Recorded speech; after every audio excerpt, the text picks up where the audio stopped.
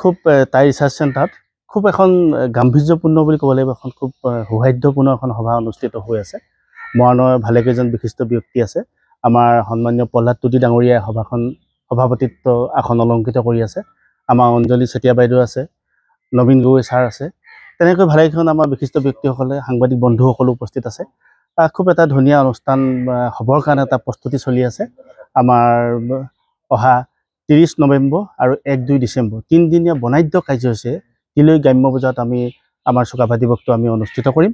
আৰু এই চুকাফা দিৱস 3 দিনা কাৰ্যসূচী খুব সুন্দৰকৈ হ'ব। প্ৰথমৰ দিনা আমাৰ কাৰ্যসূচী থাকিব, দ্বিতীয় দিনা থাকিব, তৃতীয় দিনা থাকিব, আৰু প্ৰত্যেক দিনা কাৰ্যসূচী আমাৰ খুব সুন্দৰ হ'ব। আৰু তাতে এটা আমি চুকাফা বৰ অসমৰ এটা সমন্বয় বঁটা বুলি এটা আমি বঁটা প্ৰদান কৰোঁ। সেই বঁটাটো আমি তাতে প্ৰদান কৰিম।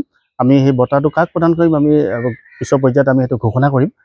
গতিকে আমি আশা ৰাখিছোঁ আমাৰ যি কাৰ্যসূচী আগৰ তুলনাত এইবাৰ তাতকৈ বহুত বেছি ভাল হ'ব। আৰু মৰাণবাসীৰ যি সহযোগিতা, সেই সহযোগিতা ক্ৰমান্বয়ে বৃদ্ধি পাব ধৰিছে। আজি ভালেকেইখন ব্যক্তিয়ে আমাৰ সভাত উপস্থিত থাকিব নোৱাৰি আমালৈ ফোনযোগে তেওঁলোকে কৈ আছে যে আমাৰ অনুষ্ঠানটোৰ প্ৰতি তেওঁলোকৰ পূৰ্ণ সহযোগিতা আছে, কিন্তু কিছুমান ব্যক্তিগত অসুবিধাৰ কাৰণে তেওঁলোক 2-এজন ব্যক্তি আজি উপস্থিত থাকিব পৰা নাই। তেওঁলোকে আমাৰ পৰৱৰ্তী সময়ত আমাৰ লগত থাকি সহযোগিতা আগবঢ়াম বুলি তেওঁলোকে আমাক প্ৰতিশ্ৰুতি দিছে। আমি তেনেসকলৰ ফোন পাই আৰু আজি সভাত উপস্থিতিৰ সংখ্যা দেখি আমি যথেষ্ট আনন্দিত হৈছোঁ। আমাৰ তাৰাহিম যুৱ পৰিষদৰ বিভিন্ন আঞ্চলিক কেডাৰসকলো আহিছে, তেখেতসকলেও আজি আমাৰ এই সভাত সহযোগ কৰিছে। আৰু যিকোনো প্ৰকাৰে আমাৰ তিলৈ গ্ৰাম্য অঞ্চলৰ যি চুকাফা দিৱসৰ যি ঐতিহ্য, সেই ঐতিহ্য পুনৰ অটুট ৰাখিবৰ কাৰণে তেওঁলোকে সকলোৱে সংকল্পবদ্ধ হৈছে। গতিকে আশা ৰাখিছোঁ আমি মৰাণবাসী ৰাইজৰ সহযোগত সমগ্ৰ অসমৰ বাবে মৰাণৰ ৰাইজে এখন সৰ্বাংগ সুন্দৰ চুকাফা দিৱস উপহাৰ দিবলৈ আমি সক্ষম হ'ম।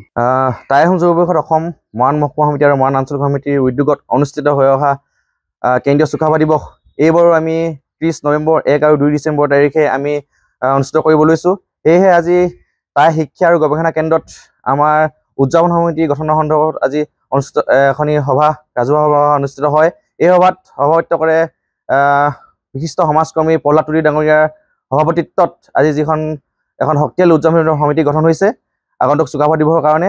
আৰু আমি যি বনাঢ্য কাৰ্যসূচীৰে যি আমি চুকাফা দিৱস আয়োজন কৰি আহিছোঁ, আমি 30 তাৰিখে সদৌ ভিত্তিক দেহশ্ৰী প্ৰতিযোগিতাৰ লগতে বিভিন্ন কাৰ্যসূচী থাকিব।